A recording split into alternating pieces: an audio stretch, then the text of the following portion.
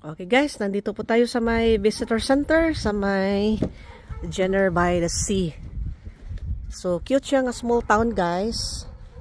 Maaga po tayo, wala pa masyadong mga movement dito dahil very early in the morning. So ito yung kanilang visitor center guys. Maliit lang po siya. Ano siya, yung parang kahoy, ginawa lang po sa kahoy guys. So yan, parang old ang dating. Alright, what's your hand? Yung mga dati, yung during the COVID, yeah, okay. So, ganito ang tanawin niya dito guys. Actually, meron siyang boat launch sa may area na yan. Puntahan natin. Kung magdala ka ng sarili mong boat, pwede ka dyan magla-lunch.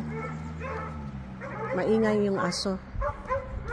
Nandito lang po yung aso guys. Medyo maingay lang siya konti.